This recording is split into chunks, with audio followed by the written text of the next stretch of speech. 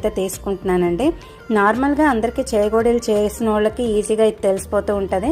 కాకపోతే ఇందులో చిన్న టెక్నిక్ ఏంటంటే కొంచెం ముందుగా తీయడం వలన మెత్తగా ఉంటుంది. అది ఎలా చేసుకోవాలో ఎంత మెత్తగా ఉంటుందని ఇప్పుడు నేను చూపిస్తాను. నార్మల్గా మేము చేగోడీల్లో అయితే పెసరపప్పు వేసుకుంటామండి. కొంతమంది శనగపప్పు వేసుకుంటారు, కొంతమంది నువ్వులు వేసుకుంటారు. నేను కొంచెం జీలకర్ర వేస్తున్నాను. నేను తీసుకున్న ఈ 2 కప్పులకి కొంచెం కారం, ఇలా పెసరపప్పు, జీలకర్ర ఇలా అన్నీ వేసుకుని దీన్ని బాగా మనం ఉప్పు అది సరిగ్గా చూసుకొని ఇప్పుడే మనం కలిపేసుకోవాలండి. ఫస్ట్ పిండి అయితే కలిపేసుకోవాలి. దీని క్వాంటిటీ అంటే మన నీళ్ళలో ఎలా ఉక్కించుకోవాలి, ఎలా ప్రిపేర్ చేసుకోవాలి అన్నది మీరు ఎండ్ వరకు స్కిప్ చేయకుండా చూస్తే ఇది ప్రాసెస్ అర్థమవుతుంది. ఇప్పుడు పిండిలోనే మొత్తం మన ఉప్పు, కారం, ఈ పెసరపప్పు, జీలకర్ర అన్నీ కలిసేటట్టు ఇలా నేను పిండిలో ఇలా కలిపేసుకుంటున్నాను. ఎందుకంటే తర్వాత మనం సరిగ్గా కలపకుండా వాటర్లో వేస్తే మనకి ఒక దగ్గర ఎక్కువ ఒక దగ్గర తక్కువ రావడానికి అవకాశం ఉంటుందండి. ఇప్పుడు